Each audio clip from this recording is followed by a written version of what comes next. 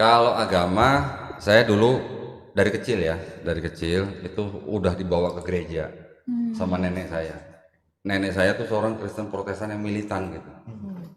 Jadi nenek saya tuh nggak pernah yang namanya absen di gereja tuh nggak pernah. Tiap minggu pasti di gereja. Lebih rajin daripada mama saya malah. Jadi saya tiap minggu dulu dibawa sama nenek saya ke gereja. Sebuah gereja namanya Gereja Bethel Tabernakel di sebuah kota kecil di Jawa Tengah ya, di pinggir pantai kota Cilacap gitu. Saya sendiri kelahiran Semarang, cuman setelah beberapa bulan dibawa hijrah oleh orang tua pindah ke Cilacap sampai SMP, kemudian SMA baru hijrah ke Jakarta gitu. Jadi dari kecil saya sudah akrab dengan Gereja Bethel Tabernakel. Itu aliran apa namanya di bawah Protestan, dia juga aliran kayak semacam Pantekosta. Nah dari situ baru saya pindah Jakarta. Saya masuk sebuah gereja yang namanya Gereja Pantekosta Pusat Surabaya, singkatannya GPPS, tapi di Jakarta gitu, pusatnya di Surabaya, yang di Jembatan 5. Kemudian setelah berapa tahun di situ, orang tua pindah bawa gereja ke yang namanya Charismatic Worship Service. Ya, gerejanya Gereja Sidang Jemaat Allah. Gedung gerejanya itu di Gedung Kenanga, Senen, Jakarta Pusat. Kalau setelah itu, setelah saya berkeluarga, pindah lagi nih saya gereja nih, Gereja Bethel Indonesia, GBI, ya, GBI Betani, yang di Hotel Horizon Metropolitan Mall. Gitu. Nah di situ cukup lama sampai akhirnya yaitu alhamdulillah saya mendapatkan hidayah. Sampai sekarang alhamdulillah saya sudah memahami makna daripada sebuah apa namanya tauhid gitu ya. Masya Allah. Dulu saya pikir Kristen itu tauhid gitu. Dulunya Tauhid dulu versi gitu. Kristen ya. Kan di Indonesia kan prinsipnya kan sila pertama kan ketuhanan yang Maha Esa. Ketuhanan. Jadi saya dulu berpikir semua agama itu Tuhannya pasti Esa gitu. Tapi ternyata setelah saya pelajarin kok ternyata ini menurut saya ini bukan tauhid gitu. Jadi akhirnya saya menemukan ketauhidan itu ada di Islam. Sebenarnya banyak kan agama yang bisa kita pelajarin kan. Betul. Hindu misalnya kita pelajarin. Ini mohon maaf ya, bukan ini ya. Ini penilaian saya. Di Hindu kan ada yang namanya kasta-kasta. Jadi ada perbedaan ya, antara status orang, dia lahir dari siapa, dia lahir di mana, dia mempunyai kasta tertentu gitu kan. Jadi buat saya ini tidak adil gitu lah. Buddha kalau saya lihat dia malah lebih banyak ke filosofinya gitu. Ya. Sedikit sekali yang dibicarakan mengenai Tuhan gitu di dalam Buddha. Oke, kemudian kita tahu lah ya ada Yudaisme. Yudaisme itu dia sangat eksklusif, ya. Dan dia juga walaupun dia bukan kasta, tetapi dia itu mempunyai kayak semacam pemahaman ras mereka tuh yang paling unggul gitu. Di luar mereka macam-macam lah pandangannya, tidak setara dengan, jadi tidak semua manusia sama gitu lah. Oke, tetapi waktu saya pelajarin yang disebut secara akademis ya Bu ya, secara akademis bukan secara akidah ya. Secara akademis agama yang disebut dengan agama Semitik atau agama Abrahamic faith ya, itu kan Yudaisme, Kristen dan Islam, ya kan. Saya harus pelajarin semua dulu nih. Jadi terus terang sebelum saya mendapatkan hidayah itu saya pelajarin ketiga-tiganya. Ya. Supaya apa? Supaya saya tahu benang merahnya di mana sih. Gitu. Betul. Ya kan? Karena setelah dipelajarin, ternyata Yudaisme itu juga sebuah agama yang tauhid, murni tauhid, monoteismenya murni, sama seperti Islam. Nah, cuman mereka hanya sampai di, ya istilahnya mereka hanya berpatokan kepada Nabi Musa. Ya alaihissalam. Kalau di kekristenan berhentinya hanya di Nabi Isa Al-Masih alaihissalam, ya kan. Yang di Yudaisme tidak mengakui Isa, tidak mengakui Nabi Muhammad SAW. Yang di Kristen tidak mengakui Nabi Muhammad SAW, ya kan. Saya lihat, saya pelajarin, ternyata semua nabi-nabi yang ada di Yudaisme, yang ada di Kristen, yang ada di Islam, ini semuanya sebenarnya nabi-nabi yang menyampaikan pesan yang sama gitu. Semua pesannya sama. La ilaha illallah. Tauhidnya sama sebenarnya. Cuman di Kristennya ini ada semacam perubahan lah ya, upgrade gitu Bu. Distorsi. Kita nggak bilang distorsi lah, upgrade aja upgrade. Jadi Nabi Isa Al-Masihnya di upgrade jadi Tuhan gitu. Kalau di Yahudi nggak ada istilah menuhankan manusia, nggak ada. Di Islam juga nggak ada. Jadi di tengah-tengah ini ada semacam pengangkatan gitu, melebihi dari seorang nabi, dijadikan Tuhan dan disembah gitu. Karena dianggap sebagai jalan dan kebenaran dan hidup, gitu kan. Nah, ini yang tidak sama dengan Yudaisme dan Islam. Akhirnya mau nggak mau saya pelajarin dari mulai kitab sucinya, bahasa aslinya, akidahnya, dan macam-macam, dan perspektifnya, perspektif masing-masing ada di Yudaisme, Kristen, dan Islam. Akhirnya saya temukan benang merahnya tuh hanya ada dari Yudaisme sampai ke Islam. Cuman karena mereka tidak mengakui Nabi Muhammad SAW, menurut Islam iman mereka belum sempurna gitu lah, gitu aja ya. Setelah saya pelajarin itu semua, saya baru tahu dan yakin bahwa ternyata agama itu cuma satu sebenarnya. Betul. Nggak ada istilahnya agama Tuhan menurunkan banyak agama tuh nggak ada. Dan nggak ada juga bilang istilahnya dari Allah Subhanahu Wa Taala semua agama sama, nggak ada. Agama cuma satu, Allah hanya menurunkan satu agama melalui Nabi dan Rasulnya, menurunkan kitab-kitabnya. Ya cuma satu, Allahnya cuma satu, masa agamanya banyak gitu? Nggak mungkin. Banyak cabang gitu ya? Nggak mungkin kan? Nggak mungkin lah kalau istilahnya kita sang pencipta memberikan sesuatu apa namanya tuntunan gitu, yang berbeda-beda gitu. Kamu bangsa ini cuma sampai Nabi ini aja ya, kamu bangsa ini cuma sampai Nabi ini aja ya, nggak begitulah. Tapi pada zamannya masing-masing memang diberikan kitab masing-masing ya hanya untuk kembali kepada sang pencipta gitu. Betul. Yang terakhirnya di mana? Jadi Nabi Muhammad SAW. Mau ditolak bagaimanapun, mau diingkari bagaimanapun, semua bukti mengarah bahwa dia adalah Nabi yang terakhir gitu. Khataman Nabiyyin gitu. Selesai gitu kan. Nah buktinya gimana?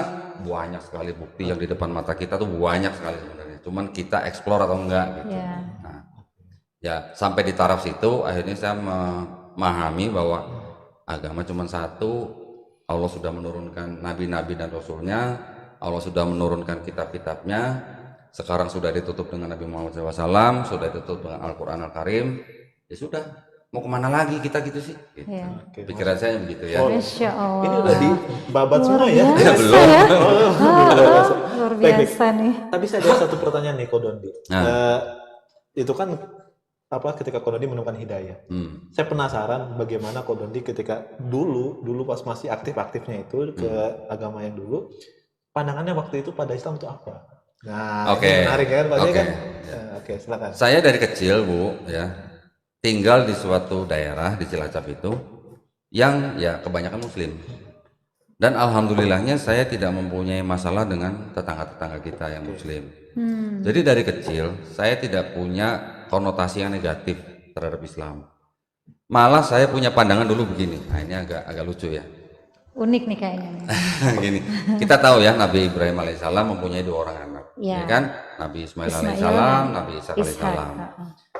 Dipercaya atau dipahami bahwa orang-orang Kristen itu merupakan ya dibilang boleh dibilang keturunan atau keturunan rohani gitu secara rohani ya sampai kepada Nabi Ishak alaihissalam, ya kan?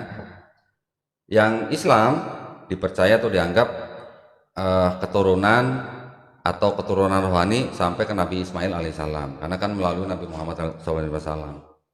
Jadi saya hanya beranggapan gini, Kristen dan Islam itu hanya seperti 2 orang anak, satu bapak lain mak gitulah. Bisa gitu. Gitu kan Bu? Iya betul. Iya kan? Jadi ini hanya melalui 2 orang anak yang mempunyai sejarahnya masing-masing, keturunannya juga berbeda. Yang satu dianggap menimbulkan agama Kristen, yang satu dianggap menimbulkan agama Islam. Tapi dari sumber yang sama. Sumber yang sama kan Nabi Ibrahim alaihissalam. Jadi saya hanya berpikir Islam ini hanya saudara satu bapak lain mak gitulah. Cari ibadahnya aja yang sama gitu. Tapi saya yakin Islam dan Kristen ini menyembah Tuhan yang sama gitu. Ternyata setelah kita pelajarin lebih dalam lagi sampai ke sejarahnya, karena sejarah itu penting Bu. Betul. Sejarah itu penting. Kalau kita nggak tahu sejarah, kita buta sejarah, kita nggak tahu apa yang kita jalani ini benar atau salah. Iya. Akhirnya setelah dipelajarin semuanya sampai ke sejarahnya, latar belakangnya, dan kebiasaan orang-orang zaman dahulu, baru kita bisa tahu yang agama yang benar-benar diturunkan Allah Subhanahu wa taala itu yang mana gitu. Di situ baru ketahuan gitu. Jadi saya nggak punya impresi yang negatif terhadap Islam waktu dari kecil, nggak punya.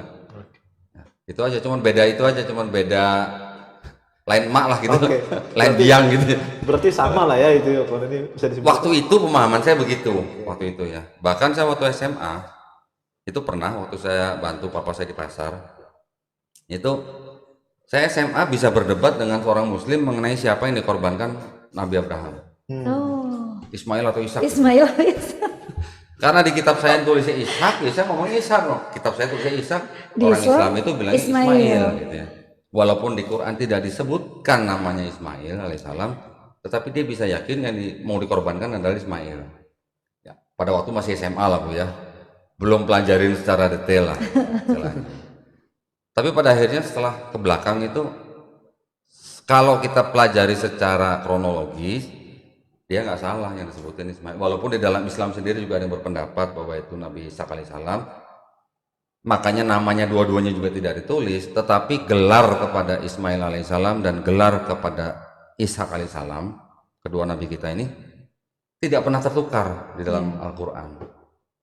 Jadi kronologinya menyebutkan, menceritakan secara urut berita kelahirannya Nabi Ismail, berita kelahirannya Nabi Ishak alaihissalam, semuanya diberi gelar yang tidak pernah tertukar gitu. Makanya sebagian besar pendapat di dalam Islam menyatakan bahwa yang akan disembelih itu adalah Ismail alaihissalam gitu.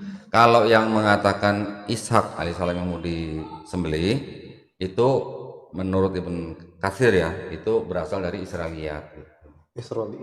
Israel. Ya, jadi Oke. sampai remaja sebenarnya saya nggak punya pandangan yang negatif terhadap Islam, cuman hanya itu aja tadi ya, lain biang gitu Bu. Luar biasa. Berarti beda sama yang lain ya. Banyak yang didoktrin Islam teroris Karena atau gitu apa. ada frame-frame yang tertentu yang Betul, membuat mereka stigma-stigma jadi negatif stigma. tentang Ya. Islam. Tapi Itu gini Bu, biasa gini Bu ya. Kita tahu sendirilah, media itu kan punya kekuatan yang luar biasa, ya. Tidak hanya bisa mempengaruhi di satu daerah atau negara, tapi bisa di seluruh dunia. betul. Betul kan?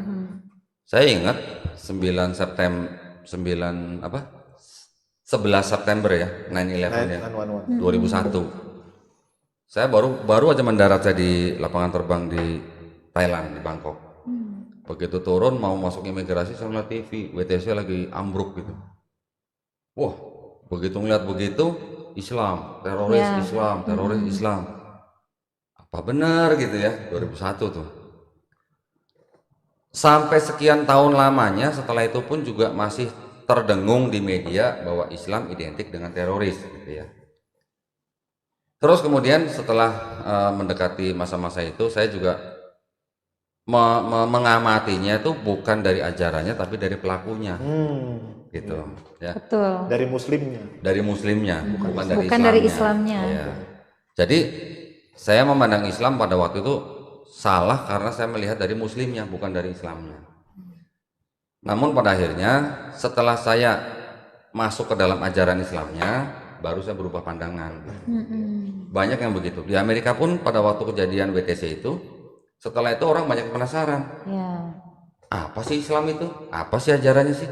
Setelah orang mempelajari malah banyak yang masuk ke Islam. Ya, betul. 1 tahun bisa 20.000, 30.000 orang di Amerika masuk ke Islam setelah WTC.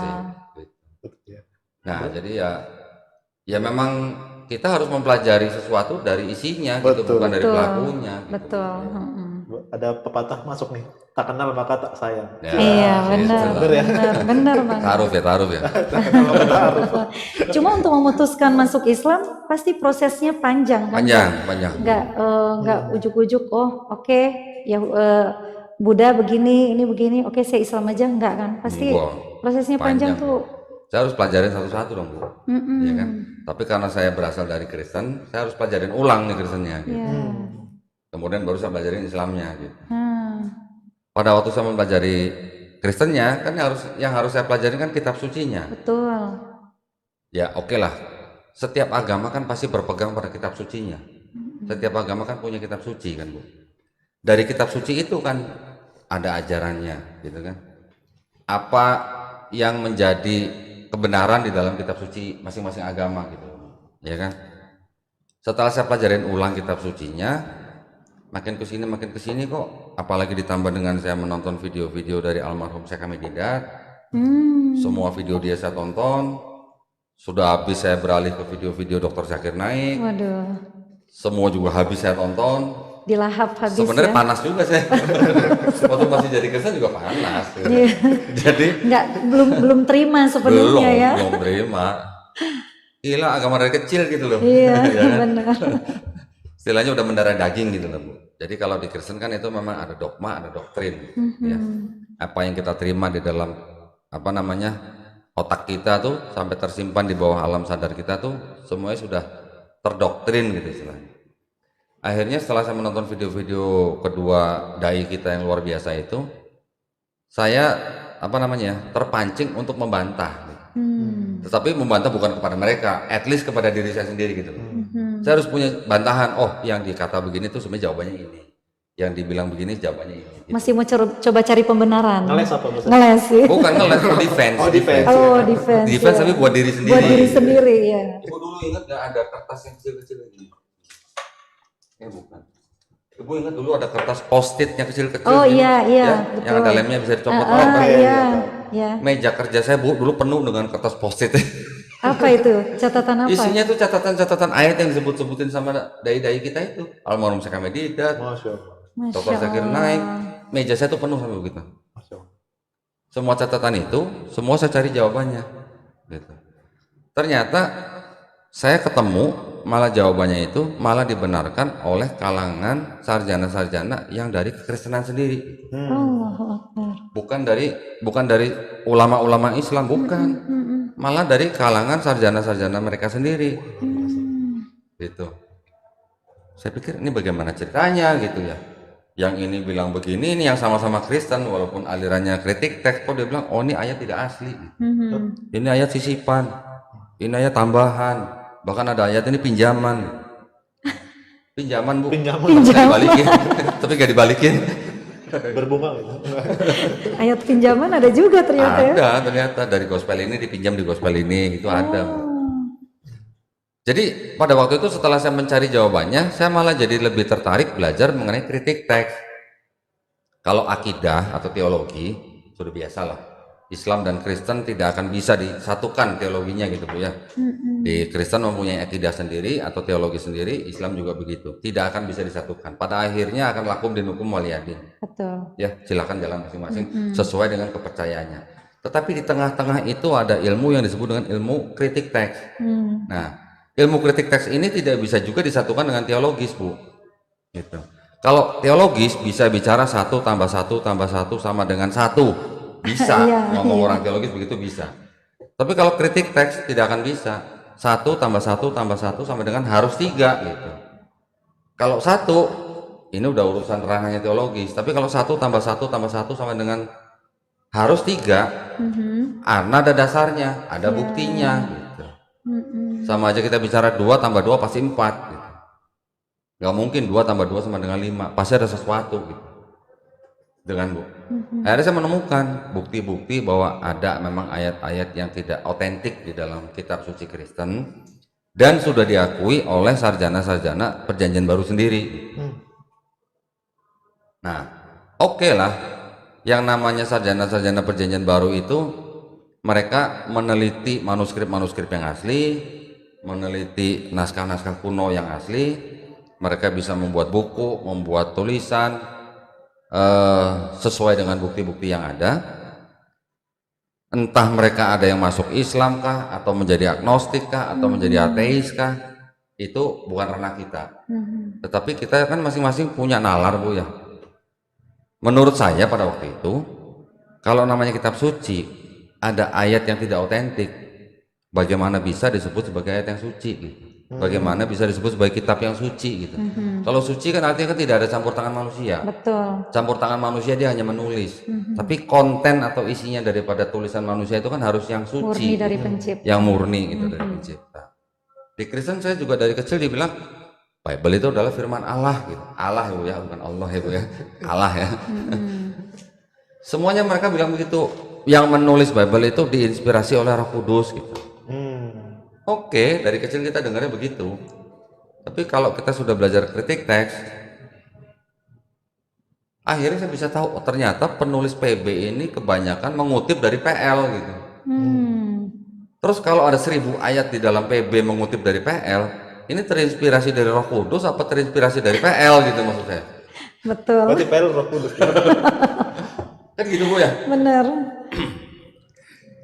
Ya kalau kita pakai nalar, orang yang banyak mengutip dari kitab ini harusnya terinspirasi kan dari sini. Terus kemudian setelah saya pelajari lagi, kitab PL ini sebenarnya kitab punya siapa? Nah, ternyata kitab PL ini tidak murni punya kekristenan gitu. Ini diambil dari kitab orang Yahudi gitu. Saya tunjukin ya. Waduh, ngeri. Kalau udah bawa kitab ini biasa lama. iya. Nah ini Berat nih, berat. Ini berapa 7 kilo ya? ini kitab sucinya orang Yahudi atau disebut dengan agama Yudaisme. Ya. Kitab suci ini disebut dengan Tanakh. Tanakh itu adalah terdiri dari Torah, Nevi'im, Ketuvim. Torah itu yang kita kenal di dalam Islam sebagai Taurat. Nevi'im itu adalah dikenal sebagai tulisan nabi-nabi. Ada nabi besar, ada nabi kecil. Ketuvim itu adalah tulisan-tulisan bisa dari nabi, bisa dari orang-orang bijak gitu loh. Ya. Ini 3 ini semua dikumpulkan menjadi satu disebut Tanakh. Tanakh ini adalah kitab sucinya orang Yudaisme atau Yahudi. Ya. Ini ternyata diterjemahkan ini kan hasil bahasa Ibrani Bu. Diterjemahkan menjadi bahasa Yunani. Tetapi proses penerjemahannya ini ada dua tahap. Satu hanya yang Torah, kedua baru yang Nevi'im dan Ketuvim gitu. Yang Torah diterjemahkan oleh rabi-rabi Yahudi sebanyak 72 orang rabi-rabi. Yang Nevi'im dan Ketuvim diterjemahkan oleh orang-orang Yahudi di daerah Alexandria Mesir, tetapi yang sudah terpapar aliran atau filosofi Helenistik. Ibu udah pernah dengar Helenistik? Baru dengar hari ini. Baru dengar. Helenistik itu adalah kepercayaan dari Yunani kuno Bu. Paganisme gitu. Paganisme. Nah, kan dewa-dewa kan, ada dewa Zeus lah, nanti ada Perseus, Hercules dan segala macam, ada dewa api, dewa perang, dewa macam-macam lah. Orang-orang Yahudi yang tinggal di Alexandria Mesir itu yang menerjemahkan Nevi'im dan Ketuvim, kemudian ditambah dengan yang tadi, yang Taurat, yang hanya 5 kitab Musa itu dijadikan satu, menjadi kitab yang disebut kitab Septuaginta. Septuaginta ini berbahasa Yunani. Nah, tapi Septuaginta ini penerjemahannya akhirnya diubah sesuaikan gitu, dengan kepercayaan orang Kristen. Jadi seolah-olah Septuaginta ini dibuat seolah-olah ya Bu ya, berbicara mengenai Yesus di dalam Perjanjian Baru. Nah, ini perjanjian. Nah, jadi kalau kitab suci orang Kristen, jadi gini Bu, ini kitab suci orang Kristen ya Bu ya, Katolik dan Protestan sebenarnya sama, yang bedanya hanya yang Protestan itu 66 kitab, yang Katolik 73 kitab. Separuh daripada ini itu adalah ini. Tapi yang sudah diterjemahkan menjadi bahasa Yunani. Dari Yunani terjemahkan ke bahasa Latin, nanti diterjemahkan lagi ke bahasa yang lain-lain. Nah, separuhnya ini adalah ini gitu Bu. Tapi yang di sini seolah-olah bicara mengenai Yesus yang ada di Perjanjian Baru. Kalau yang di sini tidak ada bicara mengenai Yesus gitu. Nah, ini menjadi kitab sucinya orang Kristen. Ya. Jadi ini Yahudi, ini Kristen. Jadi separuhnya ini adalah ini, ya. Oke? Mengadopsi dari itu. Ya. Nah, ini ada lagi Bu. Ini kitab sucinya orang Mormon. Ya. Jadi orang Mormon juga menggunakan ini ditambah dengan kitab mereka sendiri menjadi Mormon. Harusnya lebih lengkap ya. Harusnya lebih lengkap. Betul. Tetapi yang Mormon ini tidak diakui sebagai Kristen oleh Kristen. Jadi menurut orang Kristen, Mormon itu bukan Kristen gitu. Padahal secara kitab sama. Kitabnya sebenarnya mereka lebih lengkap. Mereka menggunakan ini juga, cuma ditambahin ini gitu loh. Oke. Sekarang di kalangan orang Yahudi punya lelucon Bu. mengapa Tuhan menciptakan Mormon gitu. Jawabannya supaya orang Kristen paham perasaannya orang Yahudi. Gitu. Jadi lelucon ya. Jadi gitu. Jadi orang Kristen menggunakan kitabnya Yahudi, diterjemahkan dengan cara mereka, diubah sesuaikan, dikoreksi, menjadi seolah-olah bicara mengenai Yesus gitu. Ya. Setelah itu ada Mormon. Menurut Kristen ini bukan Kristen gitu. Kira-kira gitulah. Jadi kita harus pelajarin dulu nih sejarahnya. Belum lagi nanti pada waktu Kristen terbentuk menjadi sebuah agama yang resmi, Kristen, di awal-awal di awal abad keempat ya, setelah ada konsili Nisea di tahun 325, kemudian dilanjutkan dengan konsili Konstantinopel tahun 381, dilanjutkan lagi konsili di Efesus 431, dilanjutkan lagi dengan konsili Kalsedon 451. Setiap konsili itu akhirnya membentuk dan menyempurnakan akidah mereka gitu. Akidahnya gitu. Pertama kali Yesus diakui mempunyai hakikat sebagai Tuhan di konsili Nisea 325. Itu belum Trinitas, Bu.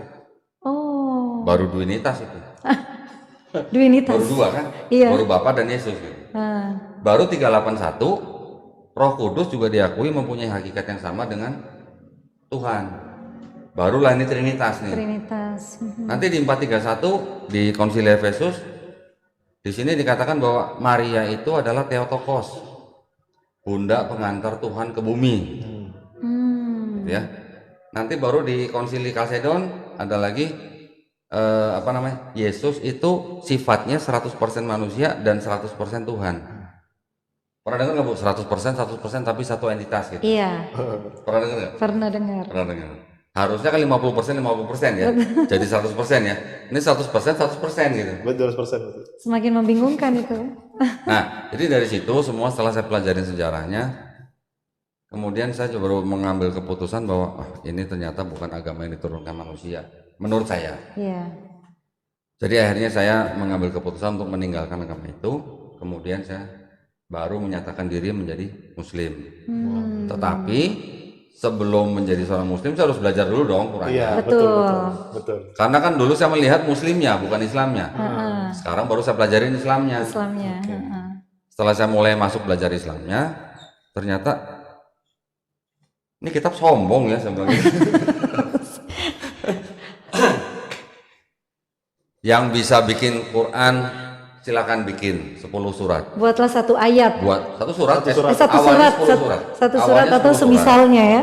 Kalau nggak bisa satu surat aja, gitu ya. Ditantang, kalau nggak ya? bisa manusia bawa jin sekalian. Gitu. Sombong banget gitu ya. Ada Bu yang coba bikin ada. Namanya Anis Soros. Oh. Ada yang bikin. Anis Soros itu dulu lawan debatnya almarhum Syekh Hamid Hidayat. Dia bikin Al-Quran. Saya sudah beli Qurannya. Cuman saya kirim ke MUI ya buat bukti lah. Tapi ya begitu istilahnya, tidak ada yang bisa menyamai sastra dan apa ya isi daripada Quran itu gitu. Yang saya maksud adalah gini, yang dimaksud dengan isi. Pada saat Quran diturunkan banyak sekali ayat-ayat yang berhubungan dengan sains, ilmu pengetahuan. Juga banyak. Malah kalau boleh dibilang, hampir seluruhnya di dalam Al-Quran itu ayat-ayatnya itu berkenaan dengan apa? Satu, teguran. Kedua, ya tadi kayak tantangan gitu ya. Ketiga, petunjuk. Ya kan Bu? Paling banyak petunjuk. Gitu. Paling banyak. Yang keempat baru ada ayat-ayat mengenai sains atau ilmu pengetahuan. Oke lah kalau namanya petunjuk, teguran, larangan itu buat kita manusia sudah biasa. Kita memang manusia perlu tuntunan, perlu petunjuk, perlu teguran segala macam itu oke biasa. Buat saya mau dari zaman sebelum Quran diturunkan pun semua juga ada di sini. Ada petunjuk, ada larangan segala macam. Bahkan di sini juga lebih ekstrim lagi Bu kalau yang di kitab ini. Ya. Ini jauh lebih ekstrim Bu daripada Al-Quran. Di sini yang nggak boleh dimakan nggak cuma babi Bu, ikan aja kalau nggak bersisik, nggak bersirip nggak boleh dimakan. Nggak cuma babi loh Bu. Jadi kalau menurut kitab ini udang nggak boleh dimakan, ikan lele nggak boleh dimakan, ikan patin nggak boleh dimakan. Tuh aturannya di dalam sini ya. Tapi di dalam Quran Selain daripada yang saya bilang tadi ada ilmu pengetahuan. Nah, ilmu pengetahuan ini yang menarik minat saya.